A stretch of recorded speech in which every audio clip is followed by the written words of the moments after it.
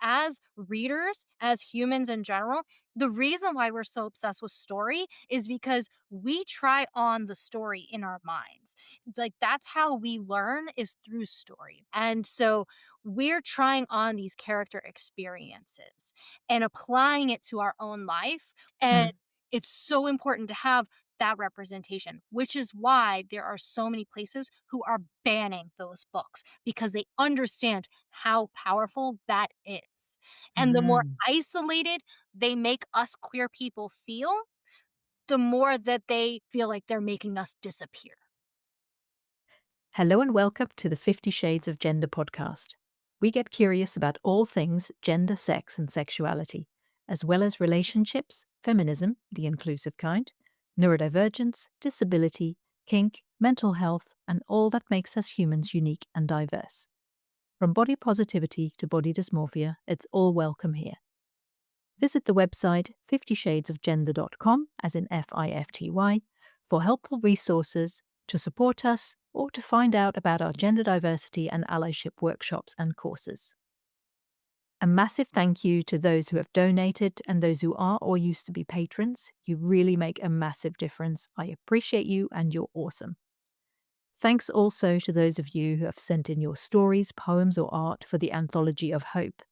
I've been absolutely blown away by your incredible grit and joy and defiance, and of course, hope. And I'm so excited to announce that the book will be out in spring 2026. The crowdfunder will be launching in the next few weeks. Go to 50shadesofgender.com/hope for more information and updates.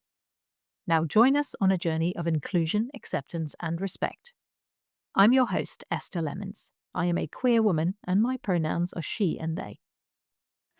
In this episode, I have a conversation with Neno, a writer, poet, book coach, and podcaster.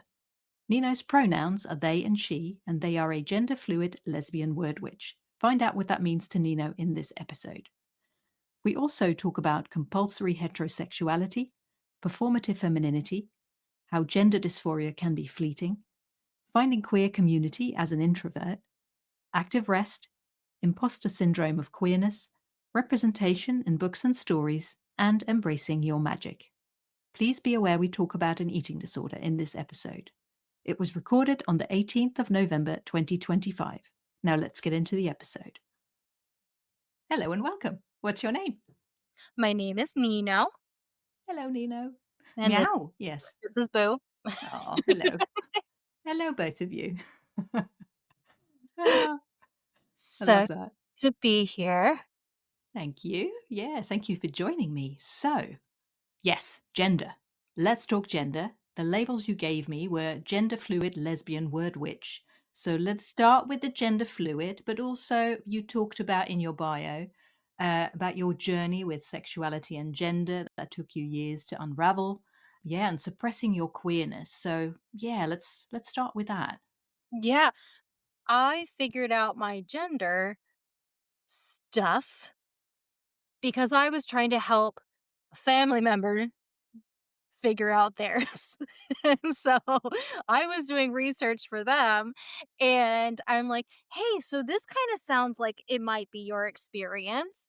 And they're like, "Oh yeah, actually that does make a lot of sense." And I'm like looking at more of it to help them, and I'm like, "Oh dang.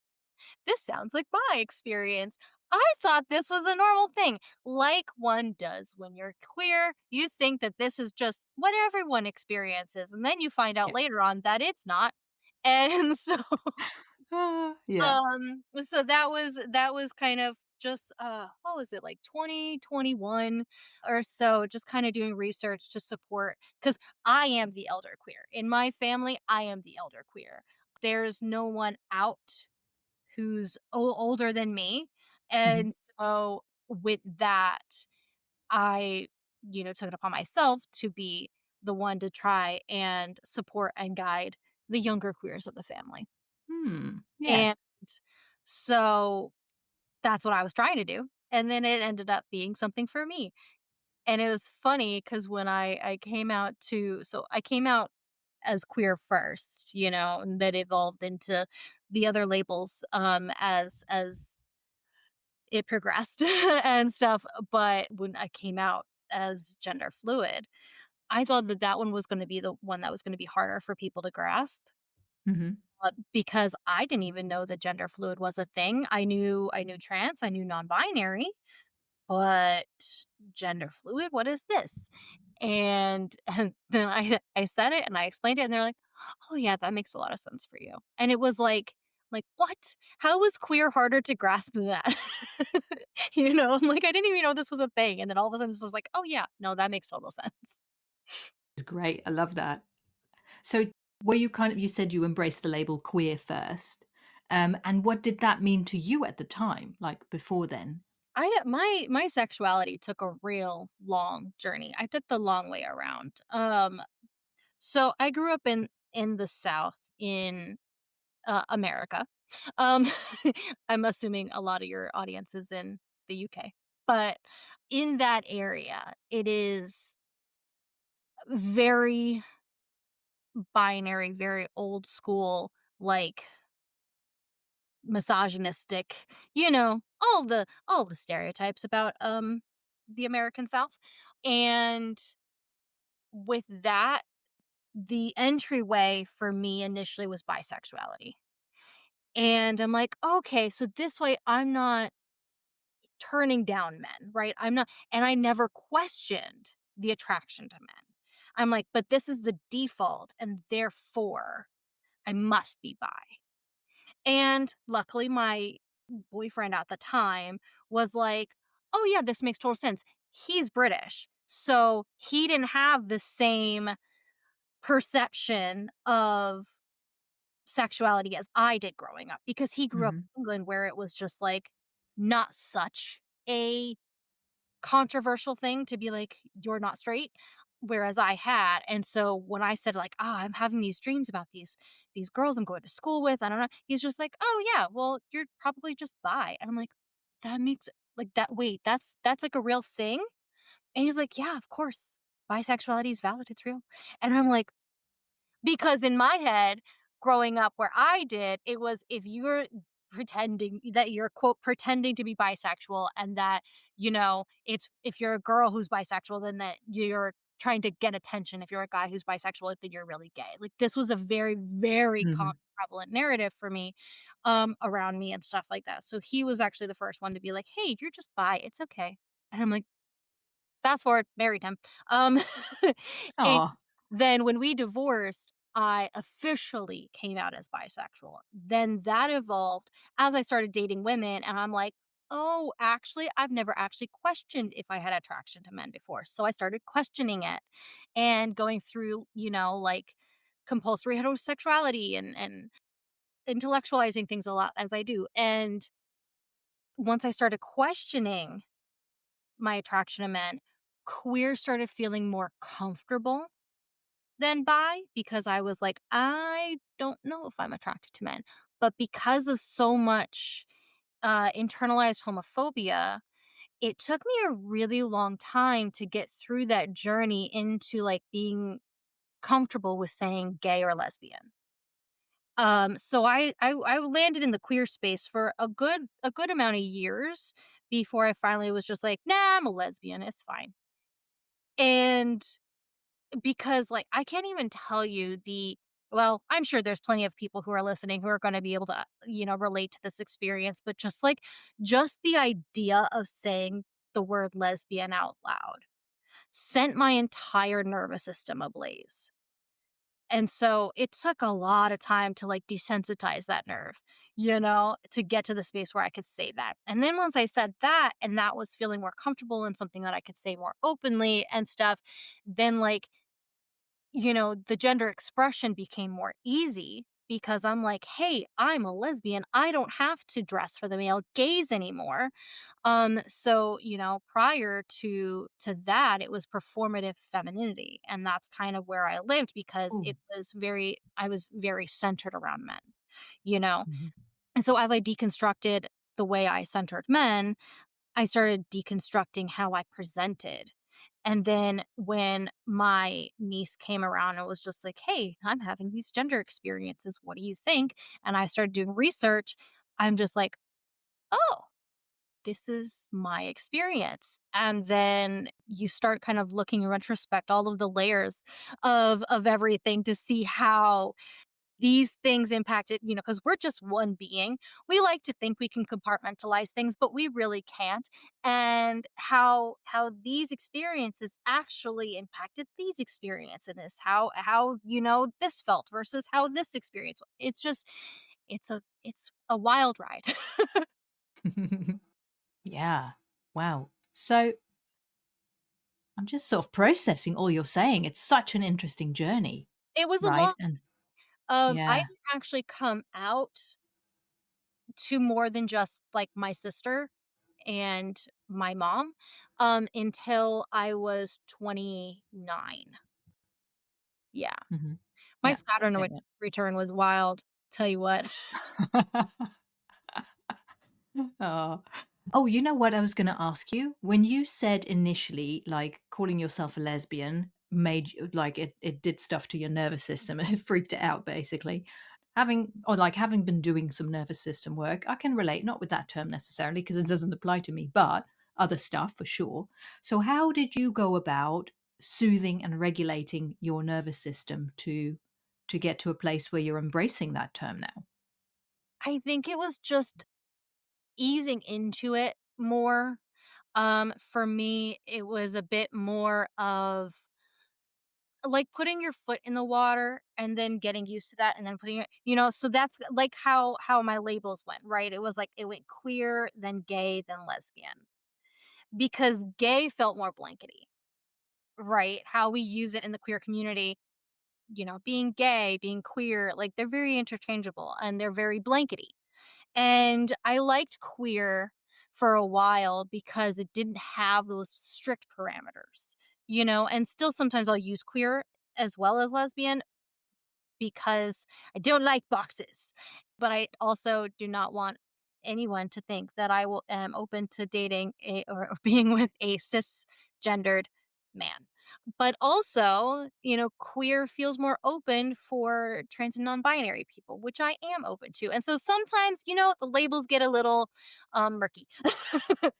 Yeah, that makes sense. And one person actually I spoke to, we also talked about bisexuality, and they said it's just two or more genders, but the genders don't have to be the binary ones. Like so if I think they were maybe attracted to, I can't even remember who they were attracted to, but if you're attracted to cis women and feminine queer folks, then you could consider yourself bi or not. It's kind Yeah. of like a personal choice of Yeah, and sorts I think in that's the ways. labels is to an extent, the labels are very individual. And sometimes in our social media culture, it feels like, oh, if we use the wrong one, it's going to be very offensive and stuff. But can be true for one person and not quite true for another. Yeah. Because a lot of people who look at bisexuality as a binary thing, like, oh, I'm attracted to cis men and cis women, and then they Yeah. completely leave trans people out of it, Mhm. and that's not okay. Mm. So the labels are for your empowerment, for your personal understanding. And I think sometimes we forget that. And we're just, Mhm. oh, well, what's the right label for me? What box do I fit in? And that I'm going to be understood, by society and not offend anybody. And that's why I think there's a lot of people who just kind of like come up with their own labels because they're like, none of these really resonate with me. So they kind of like develop. And then more people are like, oh, no, that's definitely my experience. And I think that's how we get things like pansexuality because bisexuality didn't quite fit. And so they're like, no. And if you look at history, before a lot of colonization, gender and sexuality had so many variations. Right. I think there was one thing that showed there was like 64 variations of gender in one society. Mhm. And and like that's how humans are, and I think there is no one way to be human. And we're just doing the best we can at like figuring out what words go together to describe our human experience, which will never be repeated in all of human time? So, Mm. yeah. Yeah. Yeah, that's such a good point, actually. I had a conversation once with a two spirit Lakota woman. She used the term lesbian for herself. And like, she was explaining how in their culture and traditions, it's not that it doesn't have the same meaning like sexuality and gender. Mhm. It's very, very culturally linked. And it's very hard to explain as well, because I know that is true for indigenous cultures all over the world. You can't separate their traditions and cultures from something like gender identity. And at the same time, I think it's really good when people start thinking about the differences between gender identity, sexual orientation, and sex, because they're a lot of the time they're very just lumped under one bracket. And so that, separating them out and thinking about them, I think is a good idea as well. Yeah, So it's also, one of the things is we get very stuck in a binary thinking, in mm, black and white, good and evil, with the way colonization has taken hold of a lot of society, it starts to kind of train us out of seeing nuance. And what a lot of indigenous and ancient cultures do really well is embrace the nuance. And so that is where I love to live, in the nuance. I love that. So, yeah, that kind of brings us back to the gender fluid label. So, yeah, what does it mean to you to be gender fluid? Do you have some more to share about the label itself? Yeah, I it's an interesting journey because I had moments of gender dysphoria that I didn't understand that that was what was happening to me. But it Mm. wasn't all the time. So it's not like something that I consistently lived with and that I could then go and talk to a healthcare provider and be like, "Hey, this is my experience. It's really affecting my mental health. I don't understand what this is." And then they could help me through it because it would only last for sometimes a week, sometimes a month, sometimes a day. And it was so fleeting that it wasn't something I could really grasp onto, Mm. to really dive into and understand until I started doing research because I thought it was insecurity. I Mm. thought that's what I was experiencing, and that wasn't so because, so as I started kind of seeing myself within in this label and understanding this experience, then having moments of gender dysphoria was like, oh my god, this is what I was having all this time. And I remember thinking back into my, like, teenagehood, I would have these moments, and it would trigger my eating disorder. Mm. Because I felt like something was wrong with my body, that I had to it's there's something, it's just not right. I have to, and so equating it to, the diet culture in which we live, I associated it with my size, and if only I was just this thin person, and I was always modeling it after these women who had very boyish bodies, right? Where Mm. they don't have large boobs. They don't have a lot of curve, like, because bodies unfortunately are fatted in our society. And so, like, somebody who would be more as like the popular body type in the was it 1920s, and so I would be like, "That's what I'm supposed to be like," but my body isn't shaped like that, and so I had to force it to be like that, and I did that through an eating disorder, and I didn't realize that that's what I was experiencing was gender dysphoria. That's why I was like, "That's the right body to have," and it's like, yes, it's a thin body, which diet culture tells us that we have to have, but it was also one that's a very androgynous body. It's one Mm. that can very easily be molded into a masculine body. And so, always wanting short hair. Even when I was growing up, I wanted short hair and, not feeling like I can have short hair. And gravitating more towards like these more masculine things, but also loving all these feminine things, right? I love makeup. It's so Mhm. much fun. It's such a and I'm a Yeah. very creative person, so it works, but then, our society genders everything, like, but makeup is for girls, and then, short hair is for boys, and so we're just like, you get all jumbled up, and Mhm.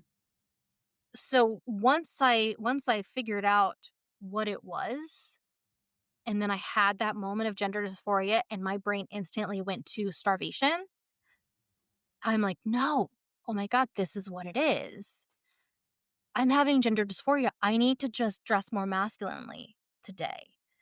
I need to, wear baggier clothes then today so that way I can't see my curves. Or I just need to avoid mirrors to know, because in my Mm. head, what I look like isn't what I look like.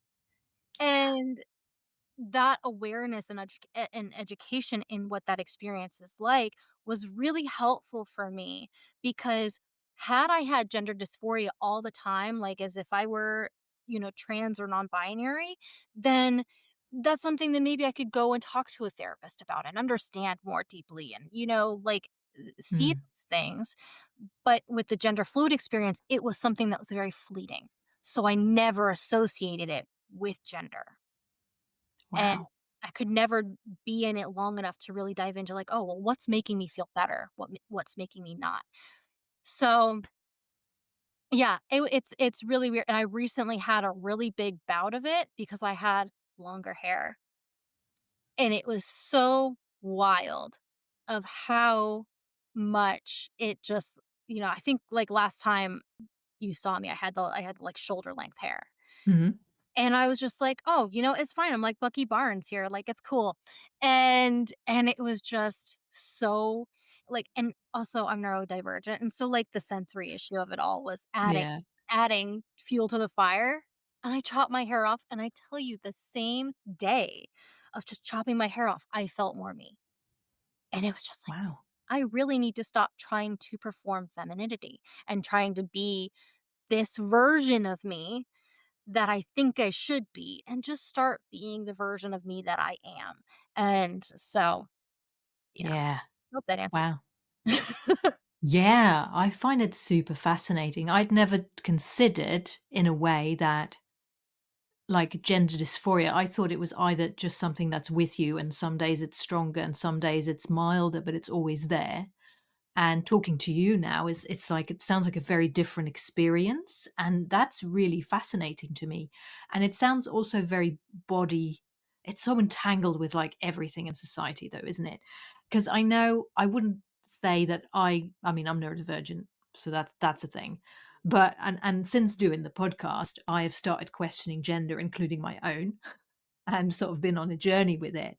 And I don't feel like I'm in a non binary space because I don't feel quite non binary enough to embrace that label. But I know when I was a kid, even when since I was very young, I have never wanted to have children.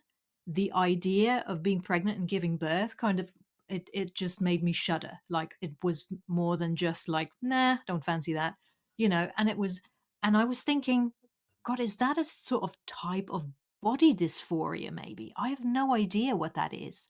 But it is something I've always had. It's something I've never wanted to do. It's kinda like sometimes I joke and I sort of look down at my ovaries and like, "Hello, are these on?" I don't think they've ever been I don't think they've ever been on. I've never had a moment, even a second, of feeling broody, like some women sometimes even today, I saw a really cute baby, and I can appreciate them like seeing a puppy or something, like, "Aw," and then it doesn't make me feel like a lit like this yearning or this ache for having or producing something like that with my own body, just Yeah. stuff that is very common, I suppose, and fair enough to people who experience that. And it can be really challenging if you're in a place where you can't, it's such a thing, isn't it? But for me, it's just not something that's ever been like appealing. Mhm. But also, I think it's linked with neurodivergence for me because of sensory issues and stuff. Because I think part of it has been like, I wouldn't be able to cope with it in so many ways because of sensory stuff, like noise and just Oh, it's everything, basically. yeah. Yeah, you know? Yeah. I have an 11-year-old, and, Mm, um, I was also the same. I was just like, no kids. And my husband at the time also was just like, "Oh no, I'm okay with that." And but then it accidentally happened, and Mhm. we're just like, "Okie dokie, I guess the universe has different plans," and it Yeah. did, and it's great, and it worked out awesome. But also from a neurodivergent standpoint, there's a lot of It's a sensory lot. stuff that's just really Yeah. deal with, especially when your kid is also neurodivergent, and Yeah. yeah, Yeah, I believe that, absolutely. Yeah, yeah. I yeah, mean, I've never been in a situation where it's like, "Oops," and now I have to make a choice. That's never happened to me, thankfully, because it's yeah, a difficult choice to make. And also it's a very personal choice and, I'm pro-choice. So, samesies. yeah, yeah. But yeah, that's very interesting. And I remember years ago when I first started the podcast, or before then actually, I was collecting book chapters and someone sent me a written piece and they talked about being an agender woman. And at the time I was like, what? My brain just didn't compute, I was like, how can you still be a woman if you're agender? How does that work? And then sort of as time's gone on, I'm actually at a stage where I'm like, you know what? Actually, that makes total sense to me now in some way. But in Mhm. a similar way to like being neuroqueer or autigender, where your gender is very linked to your Yeah, neurodivergence. Yeah, yeah. So I'm like, yeah, I like that because gender doesn't really mean anything to me. Kind of like yourself, it's kind of like default. You do things by default because you see it all around you. This is what's the done thing in society. And then at one point you start thinking, hang on a minute, I get to choose. Is this what I want? Is this who I am? And then you start discovering, like, oh, no. you yeah, know? and I think sometimes, I still use the term woman and stuff, even though I feel like more and more. So this is something I've said to people in the past. Like I feel like the deeper my spirituality is, the more towards the non-binary I feel. Mhm, Whereas I use a woman personally as a more descriptive term for myself to just be like, yeah, I know that the world is going to see me this way. So just like, here, FYI, this. And I'm like neutral about it, mhm. whereas like, oh my God, the first time somebody put that, I was working with this person. I own my own business, and in like the beginning of a business phase, you ask for testimonials from people that you've worked with to prove that you're awesome. And I Yep. asked her for a testimonial, and she was the first person who ever wrote they. And I cried, and I'm like, "Oh, maybe I have more feelings about this than I think I do." You know? Wow. And so, like, she and feminine terms are more of like I know this is how the world sees me, and I'm neutral about it." But then, like, the they part just feels so good. And then I'll say certain things. I'm like, "Ugh, I'm nothing if not a gentleman," as I open the door for somebody or whatever, and, like, using those terms Yeah. feel really good. And it's just it's so wild. I don't know. The whole gender experience is just such a roller coaster, and then how we integrate language with it. Um, I always like to use the term socialized as female because Mhm, how, like we can't say like men and women, that doesn't describe everybody. And so like how do we say it in a way that is going to be both inclusive but short? Because mhm, brevity is important. And so, talking about the experience of being socialized as female and the impact that diet culture has on somebody who's socialized as female, mhm, right? That's shorter enough and explains people who experience gender in a diverse way despite the world seeing them as this one binary thing. And, like in my writing career, it's something that I've tried to bring to different companies that I've written for, different individuals and stuff like that to be like, okay, so like when we're talking about pregnancy, like can we use a more gender neutral term for birthing and for pregnancy, and instead of saying the mother or the woman or the whatever all the time, like can we say mm, people who give birth, or things like that. I've been very lucky with a lot of companies that are very open to that, and mhm. that was also kind of a little thing into my own gender because that was something I felt very strongly about. I find that this has been true for me with both sexuality and gender. If I feel Mhm. really strongly about something, there's probably something personal there. I was such a freaking queer advocate before I came out, before Mhm. I figured out my own stuff. So much so that I literally like would put posts for like Pride Month and be like, I feel like I was queer in a past life, and this is why I'm so passionate about queer rights and blah blah blah. And like fast forward, you're a straight up lesbian. You're just so in denial. It's fine. And it was the same Oh, thing, like, I was, like, so passionate about trans rights and, gender inclusivity and stuff that it then took me a while to be like, "Oh, that's why you were like, so extra passionate about it." Like, you felt it in your soul, um, versus being like, "This is the right thing to do, and I feel important to stand up to injustice." It was more than that, you yeah, know? yeah. I And, love that. yeah. That's so funny, and there must have been people reading your post thinking, "Oh, her egg will crack one day." That's kinda like it's I love it. But then also that is, like, up to the person, isn't it? It's not anyone's business to say, "Oh, you're so gay." It's, like, not helping because it might be, it might not be the case, you know? Yeah. So, Yeah. yeah, great. Although I think it would have been real helpful if, one of my queer friends would have pointed out and say, tell me more about this experience because it sounds a little bit like you might Mm, be this, or that you might be experiencing something adjacent to, because I looked at it, right? Like I remembered my experience with the gay thing, and I'm like, okay, I was like this with gay things and turned out that I was gay. So I'm really passionate about this trans thing. Am I trans? And I sat there and I evaluated. I'm like, trans? No, nope. Non-binary?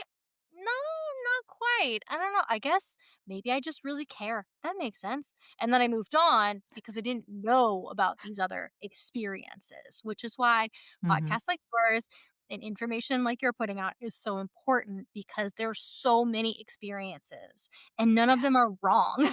They're just Yeah. different experiences. Yeah. Yeah, that's a good point actually that you make. I think there's a fine line between telling people who they are, which is not okay, but also, like, maybe lovingly prodding them to question Yeah. that Which is the that thing important in themselves. Yeah, that's it. That's the important thing about community is, and why having chosen family, having community in queer spaces is so vital because when we are isolated, we think that Mm. there's something wrong with us. I did a writing summit, a writer's summit recently, and one of the analogies that I use that I'm just going to use for everything now is when you're a mermaid who hangs out with a bunch of monkeys, eventually you start thinking there's something wrong with you when you can't swing through the trees, Mm. And it's just like you need to hang out with other mermaids to see your magic. Mm. And I I think love that that that. is so true with the queer community because, like, when you only are around straight people, especially straight people who are more dogmatic, like Mhm. you know, my experience was in the South, then you start thinking that you're broken. You start thinking that there's something wrong with you, that you're defective. And it's not true. If you just go hang out with some more mermaids, you'll just see how magical you actually are. And that's where the queer community comes in and finding those people around you because so I started to make more queer friends, but then I noticed my queer friends were all cisgendered. And I'm like, oh man, I could really use some gender diversity in my Mhm. friendships, in my queer friendships and stuff. And I joined an actual like coven community. Ooh. And it is full of queer people because of course queer is magic and therefore we're attracted to magical things. Nice. And I met a few people there who are gender diverse, and one in particular has just, like it just feels so different to connect with people who have a different gender experience than the average or than the cis experience, and it's just, so I get like, and finding those people who really resonate with you, who can like explore these thoughts with you. And you're like, oh Mm. yeah, this is my experience with it because maybe they're a little farther down the journey or whatnot and stuff. And making those friendships, I think, is so important because like even in the queer community, sometimes maybe you have, I don't know, a blue mermaid versus a green mermaid. And it's just like, yeah, I don't know. I'm trying to come up with another mermaid analogy and it's not Yeah. working, but you get my picture. Yeah, totally. Just because you're all mermaids doesn't mean you have more in common than that and that you're gonna get on well and all that stuff. Yeah. Right. Yeah, Yeah. that makes total sense. I love that. What I was going to ask you was, besides finding the coven, which sounds amazing, by the way, how did you go about connecting with more queer people in, like, in the gender department? Like, how did you go about finding community? I had a really hard time with it because so I came out just before the pandemic hit. Oh, And so, started dating women and experiencing queer relationships and stuff. And then the pandemic hit and it's just like, nope.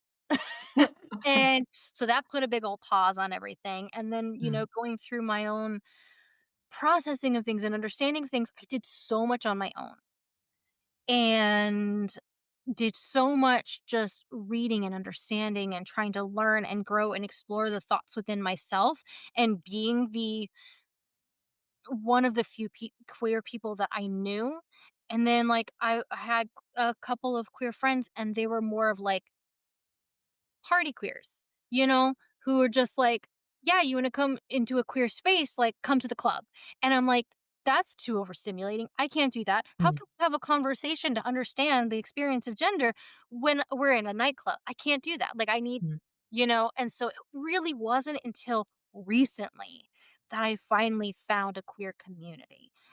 mm, And luckily, through a dear friend of mine who introduced me to one near me because it was like, what I got bars and clubs, like where do I go? mm, And so I met her at a poetry event and I'm like, oh, poetry, brings a lot of queer people. Let me go to more of those. And so we started going to them together, met more people. She introduced me to the coven and it's just like, okay, this is where my people are.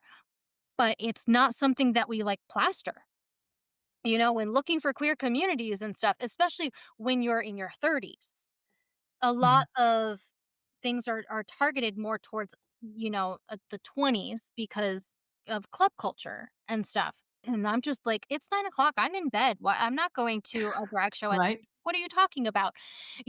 And so Mm. when you're an introvert, how do you find queer community? And so it was difficult, but I found it through poetry events and just meeting the people there and then going to their spaces that they had found and cultivated. And so we've all kind of collected Mm, together and finding people who are interested in those same things too, because yeah. I'm a writer. And so being with other writers who just sit there and think about things all day long, is so much more my vein of things because I want to sit there and have talks about the intersection of gender experience and spirituality and how they merge and I can have that at Coven, and it's Mm.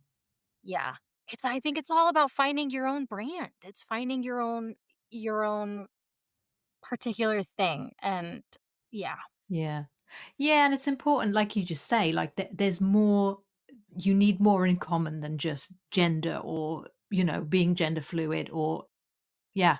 So fellow writers, fellow neurodivergent people, fellow mystics, that kind of vibe. And it is interesting that you say that because the communities that I feel most at home in are queer communities to a degree, but when there's more overlap with other areas of interest of mine, then that makes a real difference because there's a group I'm in, or several groups actually, with similar people. And that's all about the mystic stuff. Mhm. And that I feel really, really at home here or there. But they're not queer. Most of them are not. One person is. Yeah. And yeah, but then I do feel very connected because of the joint and shared experience of the spirituality side of things.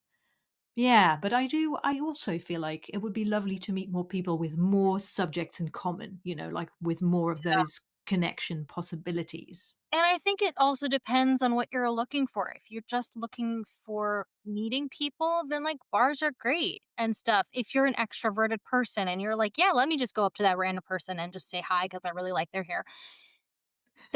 Yeah. That if that's your experience, I love that for you.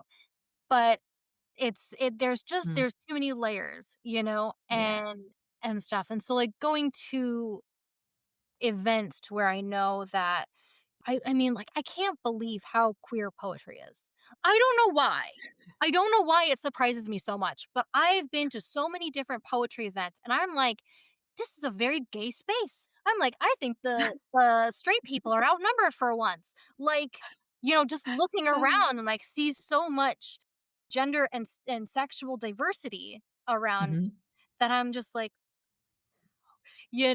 and I wouldn't have expected that, and so finding Mhm. those open mic and, poetry nights and stuff was a great way for this little bookish nerd to connect with other queers because, I mean, some people just, like, want to have that moment of escapism and freeing themselves, and I think a lot of people experience, for example, club life as a very freeing, expressive experience and stuff. Mhm. I Yeah. feel like I'm, like, standing there, like, just bouncing side to side. I'm like, I don't know what to do with my arms. Like, it's very awkward for me personally, Yeah. but that's where the marketing is, right? Mm. For nightclubs and Yeah. Yeah, drag it's true. and things like that. And those are great fun sometimes. But when you're somebody who's like, my love language is ideas. It's conversation. I Yeah. need to have conversation with people to connect with them and to be like, "Okay, I'm gonna be able to put my energy. I only got so many spoons a day," you know? Right. And so if I'm gonna be giving you a spoon, I need to know that it's gonna be a relationship that I'm willing to invest in. And Mhm. so, I think it's about finding where that layers, those layers, right? How do you Mhm. connect with people in general? And then how can you find places like that that have a variety of queer people and then make them your community? Mhm. Mhm. Yeah. Yeah, absolutely. I love what you said about spoons just now because it's a term I use as well, and I think the more I've been unmasking, the Mhm. more I've had to be discerning about what I spend my energy on, and I've had to say no so much more, and as a recovering people pleaser, that is not easy or fun. Yeah. 'Cause it makes you feel guilty and like you're a horrible person and you're a spoil sport and that, there's a lot of stuff you have to go through. Yeah. And it's like boundaries, setting boundaries, and then upholding the boundaries. And some people are not gonna be happy with the boundaries, and you have to not care, basically. So Yeah. that's another level and all that stuff. Also, there's like such a freaking overlap of Yeah. queer to neurodivergent. Yes. Like, I'm like, I don't know if there's a study on this because obviously they don't like studying us very often because we don't fit into No. nice, neat little boxes. But there has got to be some sort of scientific evidence or reasoning or Mhm. something to why so many of us queer people are neurodivergent. Mhm. Like, Yeah, there must it's be, like, correlation. Yeah. right? And like, Yeah. correlation doesn't equal causation, but Yeah. and also it's just such a phenomenon that there's got to Yeah. be something. Yeah, it would be really interesting to dig into that, wouldn't it? And but I notice as well, because sometimes when I'm in a group setting, which is not often, but when I am, I veer towards the people, or I veer towards people sometimes, and we connect and we have conversations, and it turns out they're either neurodivergent or queer or both. Yes. Always. Yes, Yeah, always. Oh my god, I tell people, I'm like, "We find each other." yeah. Like, if and, I didn't even consider this until I was, like, an adult and I looked back at my closest friendships. I'm like, "Oh my gosh." Every close friendship I had in high school, they were all queer and neurodivergent. They all had ADHD and they were queer. And I'm like Mhm. and they were all deeply closeted and masking. And so we were all, like, in the same experience all together, and we had no idea. In the same closet, right? Yeah, in the same closet, sometimes making out. Where is Narnia? They promised us Narnia. Anyway, yeah. Yeah, it's kind of a thing, yeah. Because if you're in a closet together, it's good to keep each other company and support each other and say, "This too shall pass," and, all Mhm. that stuff. But yeah, yeah, that is so cool, yeah. And I am totally the same. I've like, I get overstimulated very easily. I think I always have, but I did override it a lot by, masking and I don't know. But since menopause, I've not been able to do that. So like the overstimulation and sensory stuff has just amplified, and I feel like I'm a pretty burnt out neurodivergent, to be honest. So yeah, just finding my way through that. And I mean, the other morning I went to a cafe with some local friends who are also neurodivergent and queer, and we just sat and did some, like, we did a bit of co-writing because we're all writers too. So we did some co-writing, and then we had a little chat, and then we had a drink and some cake, and then we did some more writing, and then we chatted some more. I loved it so much. I'm like, can we do this more often? This is my Yeah. jam, you know? So, yeah, we were just talking, my friends and I were just talking about doing the exact same thing of, like, can we just meet up and then, like, have, like, a little co-writing moment and then just, like, chat about what we wrote? You know? Yeah, And just, like, or I know, one of my, new gender diverse friends that I've made recently, it's just, like, they have, like, a cozy knitting thing and they all get together and they just knit. And brilliant. they're just all together and, like, chat a little bit, and they knit a little bit, and then and then I saw another thing that I'm like, "This is the introverted neurodivergent experience that I need to have," and it is a crochet book club. And so everyone brings their fiber art, and there's an audiobook that you all listen to at the same time. You're like, "Okay, it's 1 hour a day, it's an 8-hour book, we're gonna do this for 8 weeks," and you listen to the book and you crochet together, and then you, like, discuss the chapter after each I hour. love that I'm so like, much. "I need this to happen." Yeah. Mm. That is great. I love that, and I love bringing together all these different aspects of things. Yeah. But one thing I know that's true for me is if I'm on a call, like a voice call, like on the phone, my mind wanders, and I'm like blah, and I don't hear everything. It just goes in one ear and out the other. But if I'm focused on something like doing around the house, I'm either tidying or I'm doing dishes or washing up, then I can listen properly, but I need to engage my hands with something. And Yeah. the same with audiobooks and podcasts. I love listening to them when I'm doing the dishes or when I'm doing other stuff. I was just saying on my podcast that that's literally the only way I can clean my house is if I have a good audiobook, Yeah. because otherwise I get so overwhelmed with the cleaning itself. Yeah. Or if I find myself listening to the audiobook, I'm like, I need to do something. Like, and so, Yeah. like, I have this little art app on my phone, or I started, like, crocheting a blanket and I'm, like, doing that, and it's just like, oh, this is how I can, like, it is, Yeah. and that is, like, one of the ways that we can have our active rest time. Because I don't know Mm. about you, but I'm tired, but also Oh, yeah. I have too much energy and I don't know what to do with it. And it's just like, then it either goes up and it creates, like, a lot of activity in my brain, or I gotta do something, but I also need to rest, and it's so Yeah. hard because, it's so easy for me to fall into overproductivity mode, you know? Yeah. And And then you before burn it's like, yourself out like, and I can't do anything. And so, mm, like, this all or nothing roller coaster, I'm, like, yeah. trying to find that balance with it. So how do I, like, direct my energy in a restful space? Because me just sitting and being in a bathtub, being like human soup, it's just not the vibe. I need something. Oh my god, human soup. That is the best.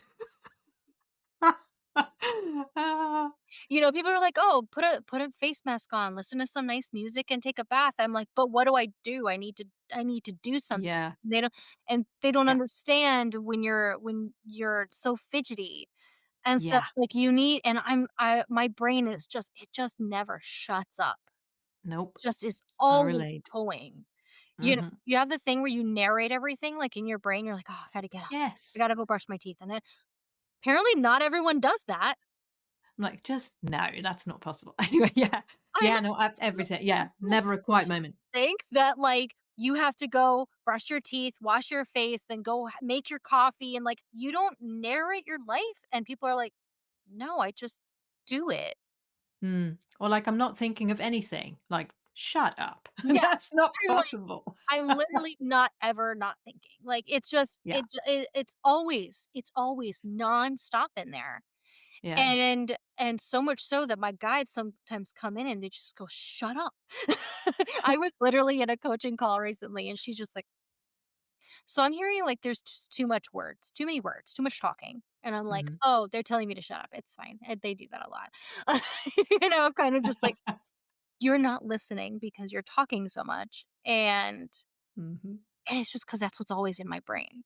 So, Mm. having something else going in my ears to create the chatter, and I'm wondering if it's some sort of stimulation, like stimming that I Yeah. you know? Uh-huh. And then being able to, like, move and do the things, it's really helpful. And this is, like, Mhm. I don't know, maybe it's just, like, a lot of queer people experience this, and they're like, "Oh, yeah, I feel seen. Maybe I should go get evaluated for ADHD now." I don't know. Maybe that's what this conversation is bringing, but Yeah, that kinda rings a bell. I feel like, yeah, the ADHD thing, I'm like, "Yeah, that is definitely me." But also, like, I've been trying to get assessed recently, and, it's a journey.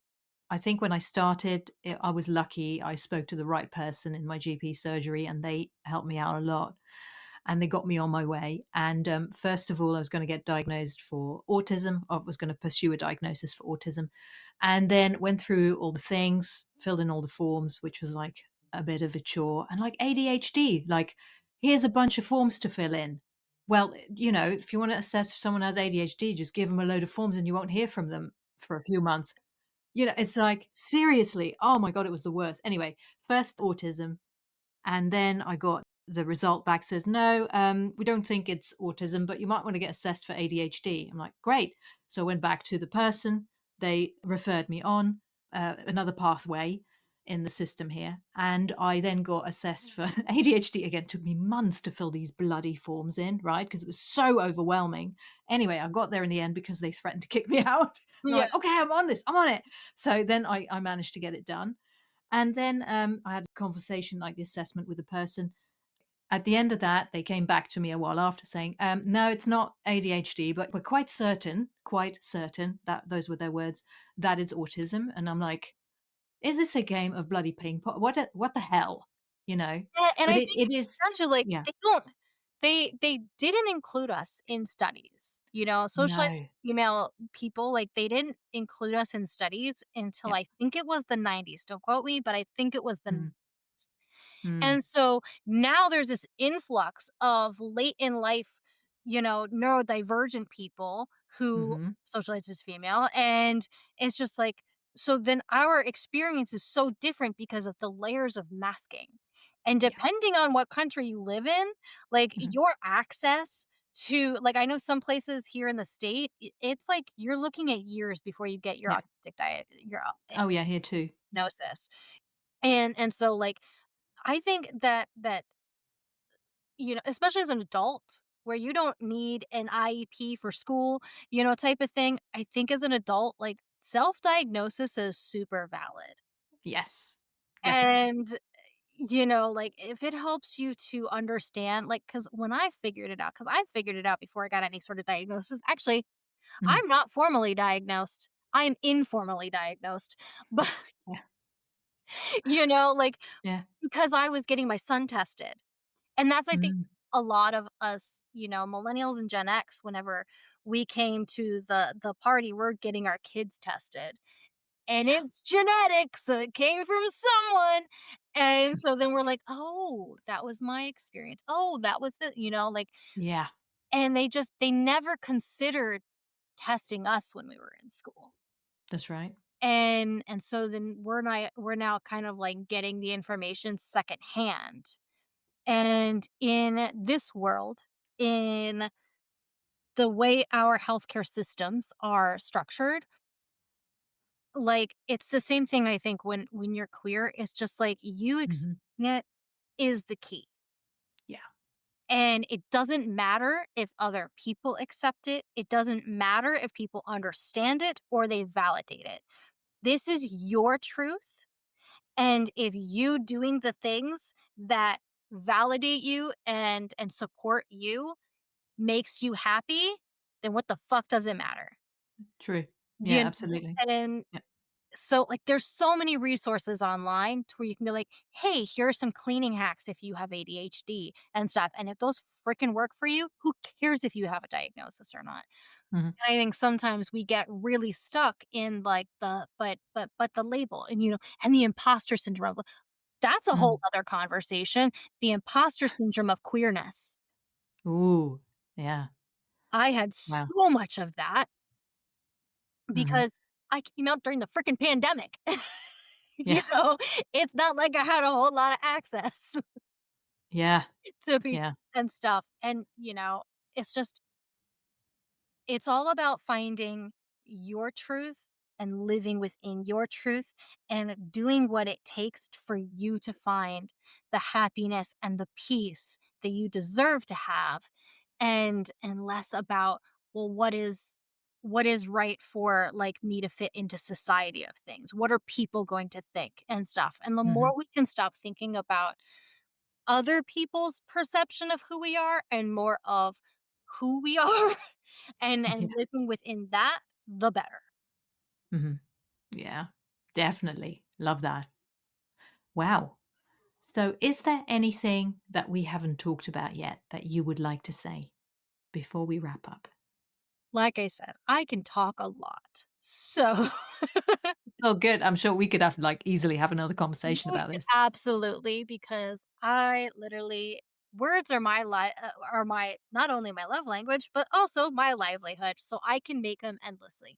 And so I don't know, man. Like representation in books, big fan of books and having different representations. I just read a book that had a non-binary sentient plant. It was freaking fantastic. Oh, It's called The Spell Shop. It's a little cozy fantasy that has a little oh, non-binary plant in it and lots of cozy is so great. I'm going to go down a rabbit hole. So I'm going to yeah. stop before the rabbit hole before I fall in. Deepens. Yeah, but I mean, there's so many things because this is such a passion topic for me, especially Mhm. when it comes to like books and writing and representation and access and like all of the things. Literally, Yeah. there's so many things trying to come out now. So yeah, unless there's Yeah. something in particular you wanted to discuss. Well, not particularly as such, but because of the writing background, you did just talk about representation. Mhm. Anything you want to say about that? It's vital. Mhm. Honestly, it is so vital, and I know people say representation matters all the freaking time, Mm. but there's a level of representation that we're gonna have to continue fighting for in television and movies for a really long freaking time.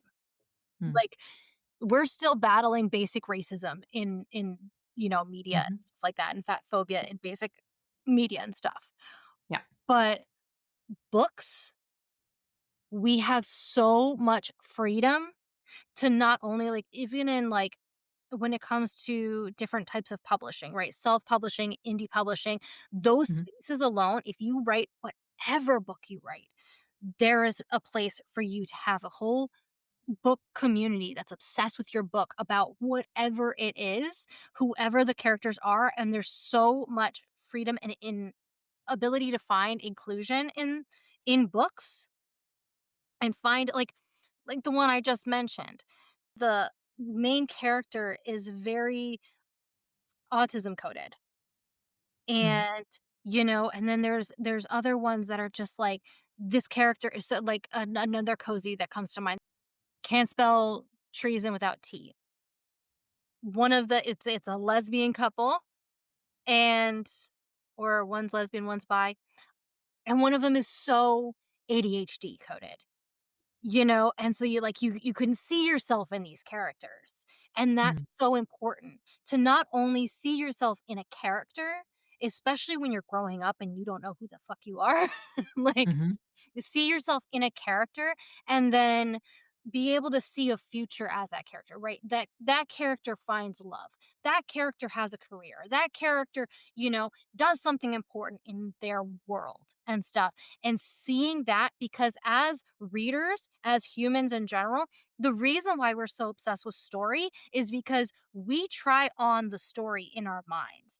It's something Mhm. that we like, that's how we learn, is through story. That's how we have learned since the beginning of humankind. And so we're trying on these character experiences and applying it to our own life, whether we're reading a book about an ogre who starts a cafe, or whether we're reading just a general fiction story about a person in our like close to our real world.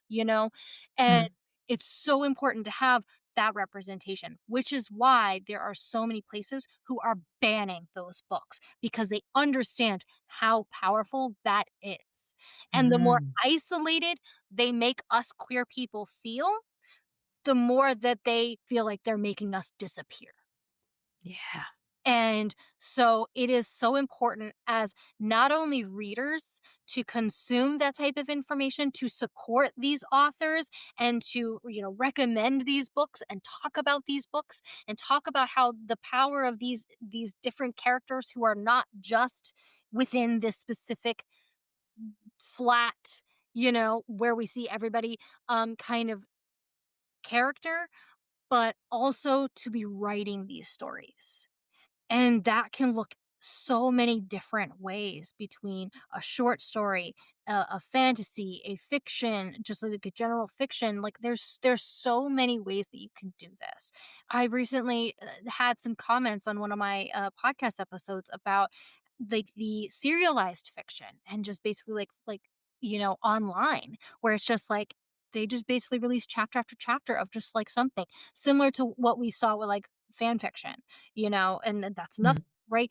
And it's just like, the more we can kind of consume the diversity that we don't get to see in sometimes real life, sometimes just in the media, the Mm. better we are going to be. Because the more we can experience these other identities and be like, oh, that's more me, right? I never read a book with a gender fluid character. Actually, I still haven't, until I wrote one. Mhm. I'm writing one. Nice. Yeah. And so like that was my thing. Like I want a gender fluid character who falls in love with a woman. And so, that's part of my book, because Mhm. that's something that I haven't gotten to see, and I wanted to see it. I wanted to read it. Yeah. And so like it's so important. And obviously very passionate about this topic. So Yeah. Yeah. that's my final thing. Read banned books, write bannable books. If my book gets banned, I know I'm doing something right. Excellent. I love it. When will your book be out? It's in editing now, and then I have to query agents, so it might be a minute. Okay. Yeah. Yeah. Yeah. Well, it sounds very interesting. I Yeah. look forward to it. Yeah. Yeah. You're about Yeah. Wonderful. Oh, thank you so much for sharing, Nino. It's been so interesting talking to you. It's been a wild ride. Thank you for having me Yeah. on. You can find out more details on the website at 50shadesofgender.com/Nino, where you can also read the transcript. And you can find Nino on writersrebellion.com, on Instagram and TikTok at Nino's Writers Rebellion, and on YouTube at Writers Rebellion.